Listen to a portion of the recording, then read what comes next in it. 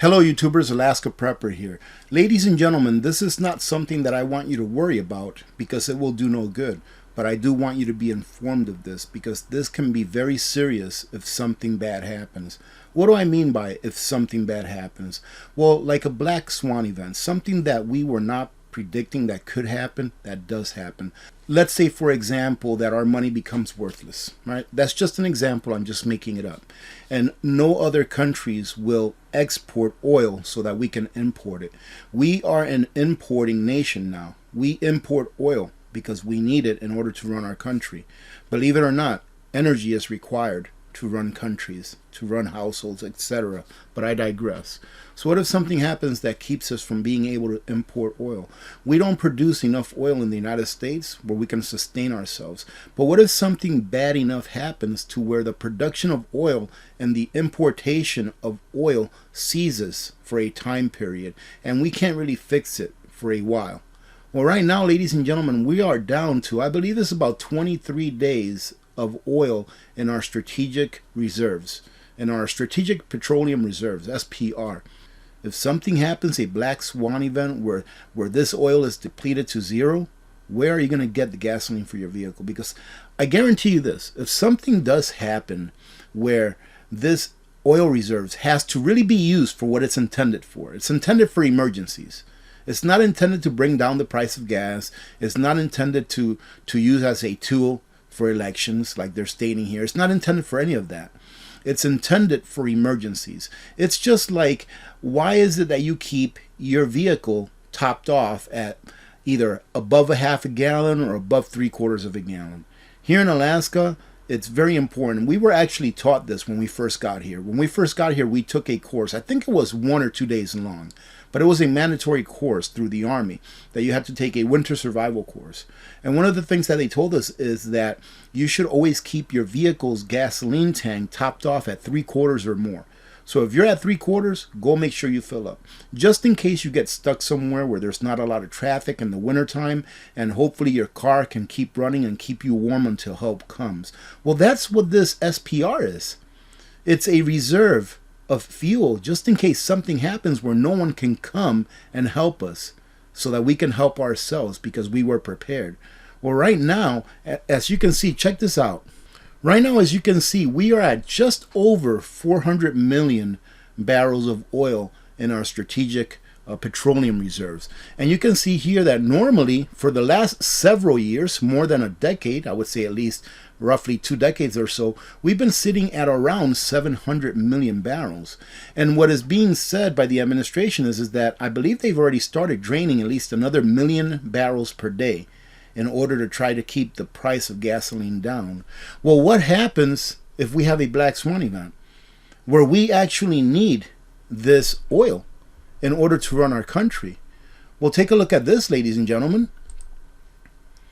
Right now, we only have 22 days left, 22.8 days left. And now, that's not counting the oil that they're taking out of it now. The oil that they're going to take out of it for the next 2 or 3 weeks, however long it is. So that's going to be even less than that once they're done taking it out. And who's to say that they won't take out any more? So are you prepared with those things that you need? That if this runs out and you can't get any gas, are you prepared with what you need in order to run your life for, I would say, anywhere between short term to midterm? It's something that would be fixed in the, I would say, short term, because look at what happened here in France. I did a video about this not too long ago of what happens when you run out of fuel or out of gas. People behave very badly, taking each other's lives, spitting in each other's faces, beating each other up just for gasoline. So don't think that it can't happen here or whatever country you may live in. I just want to read a couple of very short segments from this article and then we'll go on to our next news topic, which in my opinion is just as important as this. It says here, draining oil from the strategic reserve is a short-sighted and dangerous choice that imperils our energy security at a critical time of global uncertainty. If you can't agree with that, ladies and gentlemen, then I don't know what to say. Also, take a look at this. The Strategic Petroleum Reserve was designed for an emergency time period. Are we having an emergency time period right now in our nation where we need to get this oil out of the tanks? What's happening is, in my opinion, this oil is being used in order to bring down the price of gas. So when the price of fuel rises, what's going to happen to inflation? Inflation in the price of things, let's say. It's going to go up. You're going to have to pay more. And when you have to pay more, what happens? People get angry. People have been getting angry here for the last year or so. Why? Because their paychecks are not keeping up with the price of things that they need just to live a regular life. So prepare for this, right? Prepare for this. The worst that can happen is this. It's that you have to go and rotate some gasoline in 6 months or a year if you put a treatment in it, like Stabil. That's the worst that can happen. And more than likely 6 months from now, the price of gasoline will probably be higher, because once they stop drawing from this SPR, the price of gasoline is going to go up again, and it's going to continue to go up. Why? Well, just take a look at what's going around. We stopped producing as much fuel as we used to produce, so now we're having to import that fuel, and now we're paying more for it. And then at the same time, if they decide to start filling this SPR back up, they're going to start taking oil out of the market to fill it back up as the price of oil is going up, because we're no longer using the SPR. So it'll be a double whammy. Let's go ahead and cover our next news topic, because this one's a good one. So here, ladies and gentlemen, is an email that I received from one of our community members that actually lives in the Netherlands. And here she says, we have about 20% inflation. Many people are already having problems paying their bills and don't have enough money to eat. And she says, buckle up, this is going to get worse. The problem is inflation, because everything is so extremely expensive right now, we cannot prepare anymore. So they used to be preppers, they are still preppers, but they just can't afford to do it. She says that at the end of the month, there are still 2 weeks left. So where before they were able to work a job and get through a full month on their wages, now they're only getting halfway through the month before the money runs out. And she says here that in commercials and TV commercials, they're no longer allowed to have commercials where they advocate or sponsor meat products, real meat products. Okay, and that they're also not allowed to do advertisement of meat on billboards. The only thing that is advertised on commercials and billboards are McVegan and vegetarian meats. And she also clears up here that at some Dutch schools, children ages 6 to 12 are given mealworms to have an open mind for different food, and promotion of cricket burgers. And that's the part that I'm going to read off. But ladies and gentlemen, this is someone that understands the real world because they are living it. Right? And this will come to a city near you. Trust me, no matter where you live, this will come to a city near you. But we can resist. How, AP? How can we resist? By preparing. Prepare as best as you can.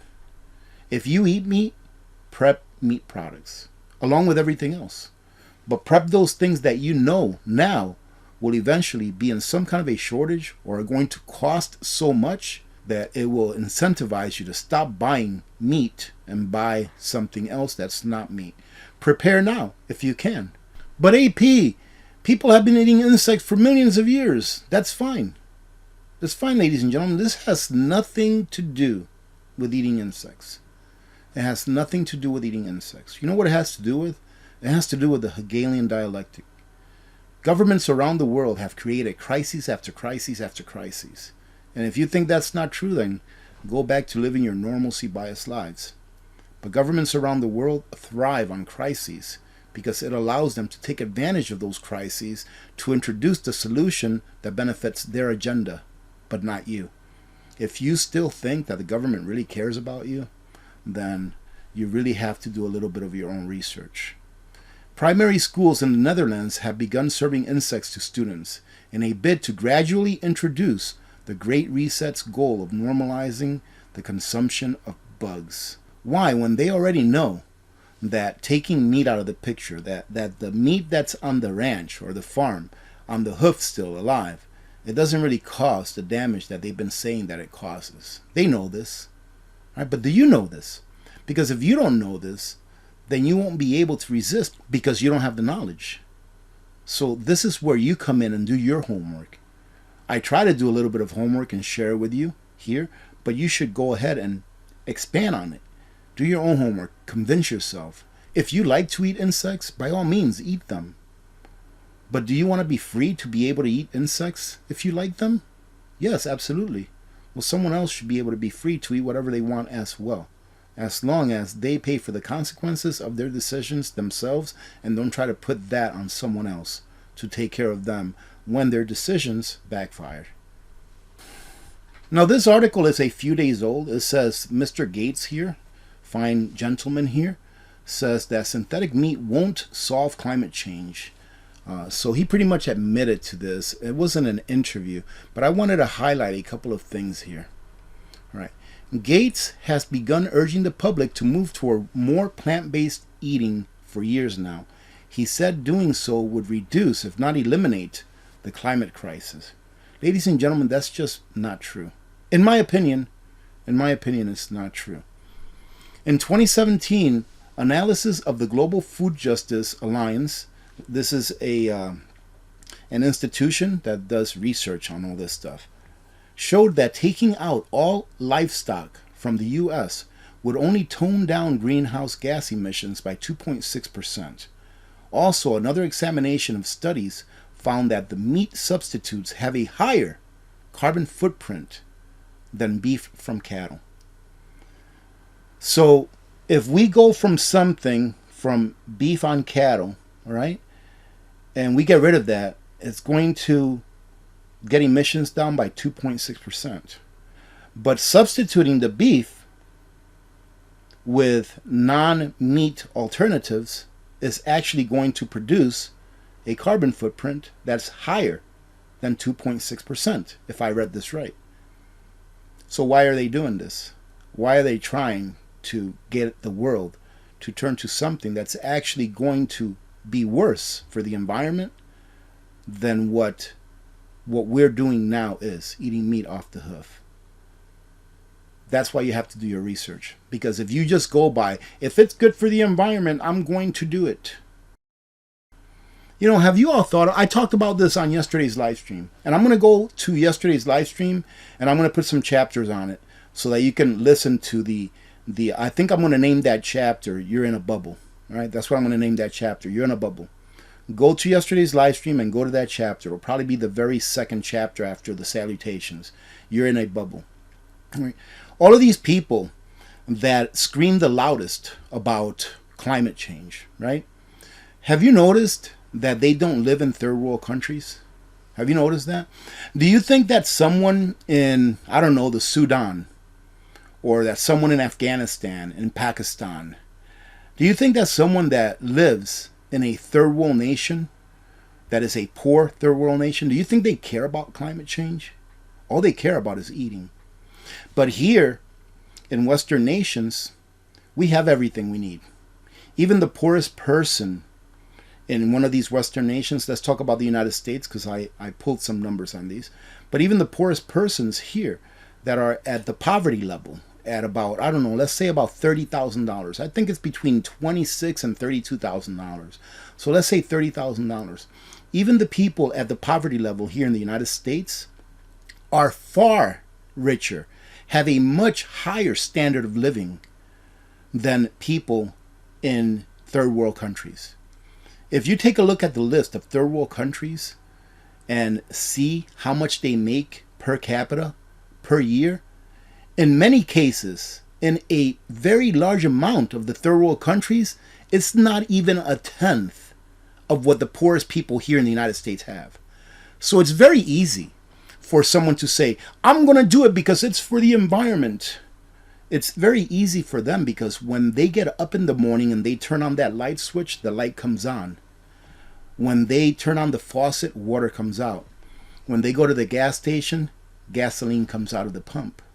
It's very easy for someone to say that. You know, I saw a video here not too long ago of people going into dumpsters, like from supermarkets, taking out food. Hey, look at this food. This food is great. Here in the United States, at least, okay, because I can't speak about that for other nations. Here in the United States, at least people that don't have food, they can actually go into a dumpster and get good food out of it. Just put it on YouTube. You can find videos of people going into dumpsters and getting food out of it that's still good, that supermarkets throw out. I would bet you anything that some of these people from these third world countries that are very poor countries, I bet you that they would give anything to have a dumpster like that near them. But here where we have the things that we need, generally we have the things that we need. I'm not saying that there are not some people that are in destitute. There always are, no matter what country you go to, no matter how rich the country you are in is. There's always going to be people in destitute. They have nothing, right? No matter where. But here we say, hey, if it's good for the environment, let's go ahead and cut those gases. Let's go ahead and cut natural gas.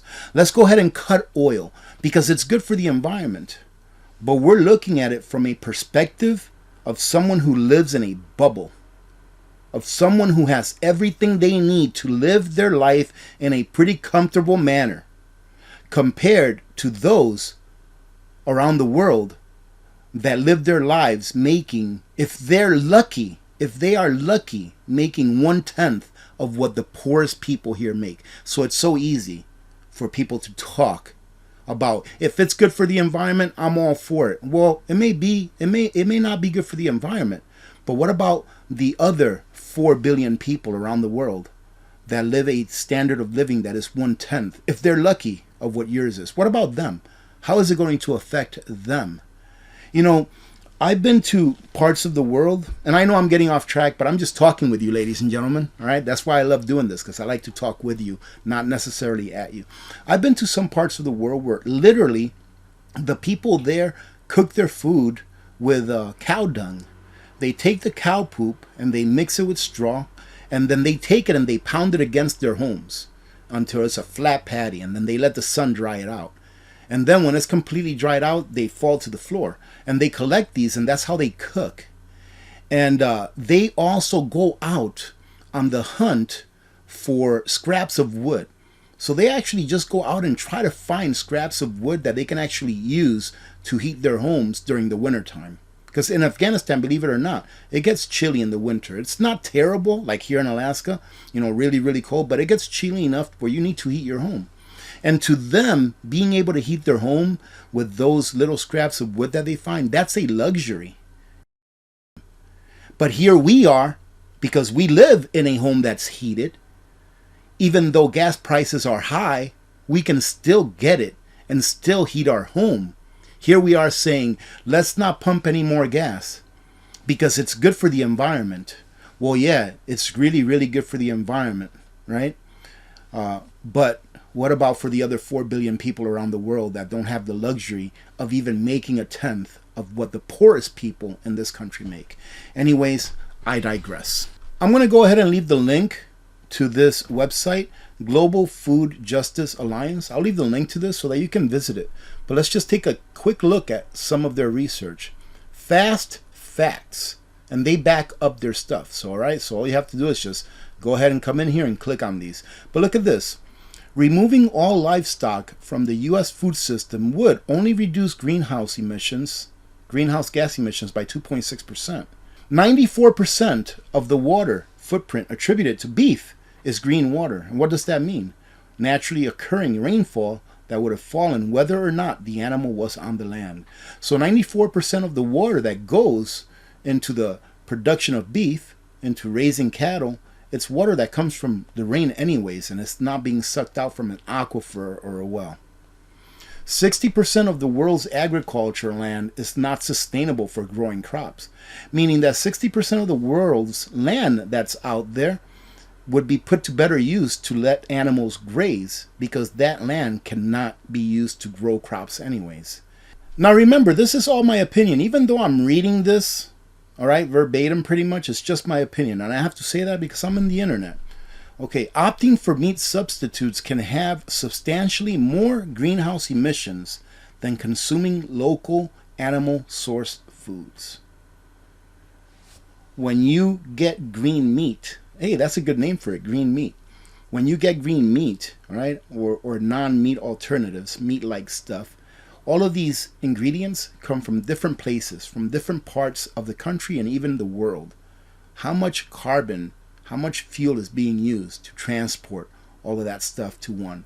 And then how much fuel is being used or energy being used to process and ultra process those ingredients in order to make it into that beef patty, that beef-like patty.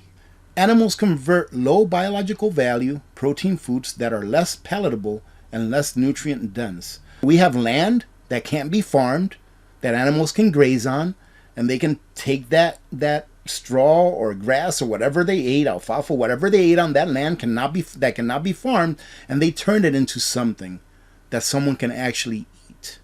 And the last one, ladies and gentlemen, a warning. I talked about this. I think it was during Hurricane Ian I talked about this. I said, listen, go get your orange juice. If you really like orange juice, go stock up on your orange juice, like those ones that are frozen, which I think are pretty tasty, to tell you the truth. Stock up on those because orange juice prices are going to skyrocket. Why? Because Hurricane Ian took care of a lot of the citrus in Florida as far as making it unavailable or unattainable for farmers. Orange juice prices soar to record highs as inventories collapse. First, let's begin with U.S. stockpiles of cold stored orange juice plunged by 43% in September from a year earlier, the lowest ever since 1977, according to the U.S. Department of Agriculture. A combination of crop disease across Florida's citrus groves and Hurricane Ian that destroyed crops are creating a supply crunch that has catapulted orange juice futures contracts to as high as $2.18 per pound, the highest level ever, ladies and gentlemen. I hope that you are preparing. I hope that you got something out of this. Thank you very much, ladies and gentlemen, for joining in. And thank you very much to those of you that joined in on yesterday's surprise live stream. I hope that you have a great rest of your day and a great rest of your week. God bless every one of you.